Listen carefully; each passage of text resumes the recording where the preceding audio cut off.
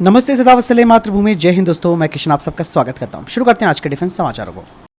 बढ़ते पड़े defence update की तरफ। एचएएल और भारतीय नौसेना के अधिकारियों ने सेशल्स के गवर्नर के सामने स्वदेशी एएलएच का लाइव प्रदर्शन किया है, जिसमें कि उन्होंने इस अत्याधुनिक मल्टी रोल हेलीकॉप्टर की क्षमताओं को देखा है। और ऐसे में कयास लगाए जा रहे हैं कि भारत और सेशल्स के बीच एएलएच की एक बड़ी डील हो सकती है। बढ़ते नेक्स्ट अपडेट की तरफ। भारतीय इंजीनियरिंग फर्म और जर्मनी की कंपनी ने एक समझौते पर हस्ताक्षर किए हैं, जो कि 12 स्वदेशी low frequency variable depth sonar system के लिए, और ये एक स्वदेशी प्रोजेक्ट है। जर्मन की थिक्सन ग्रुप मरीन सिस्टम की सहायक कंपनी 12 स्वदेशी low frequency variable depth sonar system की आपूर्ति करेगी, और इनके जरिए भारतीय नौसेना की पनडुब्बी रोधी युद्ध क्षमताओं में बढ़ोतरी होगी। भारत सरकार के आत्मनिर्भरता के लक्ष्य को आगे बढ़ाने के लिए भारत में इन प्रणालियों का उत्पादन किया जाएगा। डीआरडीओ की डिफेंस मेटलर्जिकल रिसर्च लेबोरेटरी यानी कि डीएमआरएल ने जिंदल स्टेनलेस लिमिटेड के साथ ट्रांसफर ऑफ टेक्नोलॉजी के एग्रीमेंट पर साइन किया है, जो कि हाई नाइट्रोजन स्टील के लिए है। Jindal stainless limited stainless steel निर्माता है, जिसके पास हिसार हरियाणा में अत्याधुनिक फैसिलिटी है, जिसमें ट्रिप्लेक्स रिफाइनिंग रूट सहित मजबूत उत्पादन सुविधाएं हैं, और इसका इस्तेमाल हाई नाइट्रोजन स्टील के उत्पादन में किया जाएगा। चलिए बढ़ते हैं नेक्स्ट अपडेट की तरफ। दोस्तों, फिलीपींस को ब्रह्मोस सुपरसोनिक क्रूज मिसाइलों की निर्यात के बाद अब ब्रह्मोस एरोस्पेस कई नए साझेदारों की तलाश कर रहा है। ब्रह्मोस की सीईओ की तरफ से कहा गया है कि ब्रह्मोस एरोस्पेस कम से कम 2 से 3 देशों के साथ इस मिसाइल के एक्सपोर्ट को लेकर बातचीत कर रहा है। हालांकि उन्होंने उन देशों का नाम नहीं लिया, लेकिन उन्होंने कहा कि जल्द ही समझौते पर हस्ताक्षर हो सकते हैं। बढ़ते नेक्स्ट अपडेट की तरफ। भारतीय सशस्त्र बलों के पास अब टैक्टिकल गियर क्षेत्र में एक नया दावेदार आ गया। आर्म्स एंड टैक्टिकल ने इंडियन आर्म फोर्सेस के लिए नए कॉम्बैक्ट गियर्स तैयार किए हैं। उन्होंने अपने ग्रिप कॉम्बैक्ट बेल्ट के साथ SFRIG प्लेट कैरियर तैयार किया है। स्ट्रिक यानी कि special terrain rapid interchangeable gear अपने हल्के वजन के लिए जाना जाता है, और ये अपने अंदर बैलिस्टिक प्लेट्स को समायोजित करता है। आर्म्स एंड टैक्टिकल का स्ट्रिक अपनी कॉम्पैक्टनेस और मिशन स्पेसिफिक पर ध्यान केंद्रित करता है, जो कि हमारी क्विक रिएक्शन टीमों की जरूरतों को पूरा करता है। बढ़ते नेक्स्ट अपडेट की तरफ। नॉर्दर्न कमांड और सेंट्रल कमांड के पूर्व प्रमुख लेफ्टिनेंट जनरल HS पनाग ने द प्रिंट में अपना एक लेख लिखा है, जिसमें उन्होंने कहा है कि इंडियन आर्म फोर्स के लिए जो मानव रहित हवाई वाहन है यानी कि UAV है, उन्हें नेगेटिव इंपोर्ट लिस्ट में डालना चाहिए, और मेक इन इंडिया पहल के तहत UAV को अपने देश में ही बनाना चाहिए। जनरल पनाग ने कहा कि भारत का तेजी से बढ़ता हुआ ड्रोन उद्योग जल्द ही इन उन्नत श्रेणियों में महारत हासिल कर लेगा। उन्होंने सेना और नौसेना के लिए दृष्टि 10 मल्टी पेलोड UAV के निर्माण में अदानी डिफेंस सिस्टम की सफलता के बारे में भी जानकारी दी। उन्होंने कहा कि ये एक बहुत बड़ी उपलब्धि है हमारे देश के लिए। साथ ही उन्होंने कहा कि DRDO को तकनीक का हस्तांतरण करके निजी क्षेत्रों को आगे लाना चाहिए, और विश्व स्तरीय ड्रोन उत्पादन के लिए सरकारी और निजी क्षेत्रों को R&D पर इन्वेस्टमेंट करना होगा।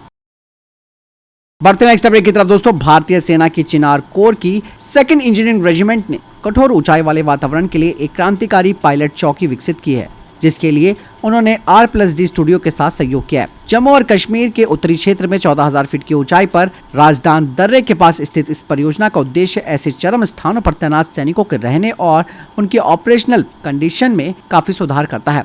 R+D स्टूडियो ने इन सारी चुनौतियों से निपटने के लिए एक बेहतर समाधान तैयार किया है।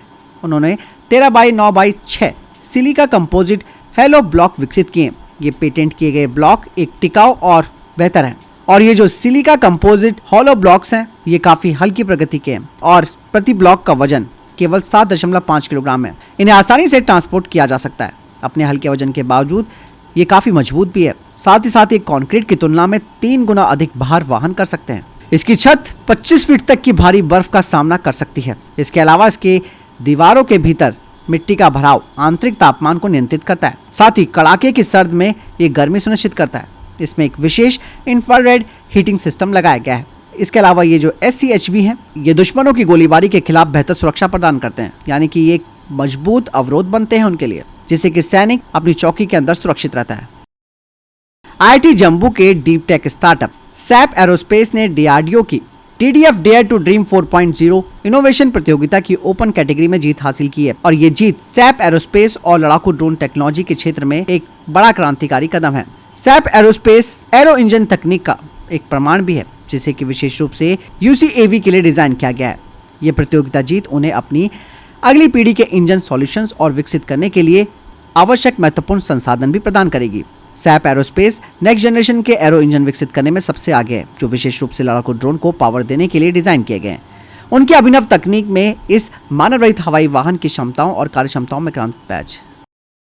बढ़ते नेक्स्ट अपडेट की तरफ। गृह मंत्री अमित शाह ने जम्मू कश्मीर में बढ़ती हुई आतंकी घटनाओं को लेकर समीक्षा बैठक की, जिसमें कि ऊंचे इलाकों में ऑपरेशन करने के लिए अब सीआरपीएफ माउंटेन बटालियन बनाना शुरू कर रही है, जिससे कि आतंकवाद की गतिविधियों पर लगाम लगाई जा सकेगी। सीआरपीएफ ने अपनी माउंटेन बटालियनों के लिए 659 नए पद बनाने की बात कही है और आने वाले दिनों में एक नई माउंटेन बटालियन तैयार हो जाएगी, जो कि जम्मू कश्मीर में आतंकवादियों के खिलाफ ऑपरेशन का एक बड़ा हिस्सा होगी। दरअसल सेना के लिए यह जरूरी है कि पहाड़ी क्षेत्रों में जवानों की मूवमेंट होती रहे और आतंकियों के खिलाफ ऑपरेशन चलाए जाते रहे। बढ़ते नेक्स्ट अपडेट की तरफ दोस्तों। भारत और रशिया का ब्रह्मोस 2 हाइपरसोनिक मिसाइल का जो प्रोग्राम है उसे एक बड़ा रोड ब्लॉक का सामना करना पड़ रहा है। इसमें कई सारे मुद्दे सामने आ रहे हैं, जिसमें कि ब्रह्मोस कॉर्पोरेशन और रशिया की तरफ से टेक्निकली और फाइनेंशियली हर्डल्स का सामना करना पड़ रहा है। यही नहीं दोस्तों, ब्रह्मोस 2 वेरिएंट के लिए रशिया पूरी तरीके से अपनी कमिटमेंट नहीं दिखा रहा है और इस प्रोजेक्ट को वो हल्के में ले रहा है। खास बात यह कि रशिया अपनी स्क्रैम जेट टेक्नोलॉजी को ट्रांसफर नहीं करना चाहता है, जो कि सबसे बड़ा रोड ब्लॉक इस प्रोजेक्ट के लिए लग रहा है। और यानी रशिया ने इसके लिए काफ़ी ज़्यादा कीमत भी मांगी है। और ये जो एडवांस स्क्रैम जेट इंजन है उसकी पर यूनिट कॉस्ट वर्तमान में ब्रह्मोस सुपरसोनिक मिसाइल से लगभग 2 गुना है। चलिए बढ़ते नेक्स्ट अपडेट की तरफ। दोस्तों Archer NG medium altitude long endurance UAV को भी एक बड़ा सेटबैक लगा है। कहा जा रहा है कि इसके लिए फंडिंग अभी तक नहीं मिल पाई है और एरोनॉटिकल डेवलपमेंट एस्टेब्लिशमेंट को जब तक इसके लिए कोई फ्रेश फंड नहीं मिल जाता तब तक आर्चर एनजी का जो क्रूशियल स्ट्रक्चर है वो नहीं बन पाएगा। हालांकि इस प्रोग्राम को सेटबैक इसलिए भी लगा है क्योंकि आपने देखा होगा कि हाल ही में तापस यूएवी के ऑर्डर्स दिए गए हैं, जो कि बता दें कि आर्चर एनजी का जो भविष्य है वो तापस में चल रहे जो इंप्रूवमेंट है उनकी सफलता पर टिका हुआ है। बढ़ते नेक्स्ट अपडेट की तरफ दोस्तों। डीआरडीओ ने छठा डेवलपमेंटल ट्रायल किया है Abhyas high speed expendable aerial target का, वो भी इसके बूस्टर को इंप्रूव करके। भारत इलेक्ट्रॉनिक्स लिमिटेड ने आज आर्मर्ड व्हीकल निगम लिमिटेड के साथ 3172 करोड़ रुपए के अनुबंध पर हस्ताक्षर किए। इस परियोजना में भारतीय सेना के BMP-2/2 के टैंकों के अपग्रेडेशन के लिए स्वदेशी रूप से डिजाइन और विकसित साइटें और फायर कंट्रोल सिस्टम की आपूर्ति और उनकी स्थापना शामिल है। और आखिर में मैं आपसे पूछना चाहूंगा कि भारतीय तटरक्षक बल का आदर्श वाक्य क्या है? सैम नो वरुणः, मृत्यु तक कर्तव्य, वयम रक्षाम, सेवा सुरक्षा और भाईचारा। सही उत्तर देने वाले के कमेंट को हर्ट दिया जाएगा।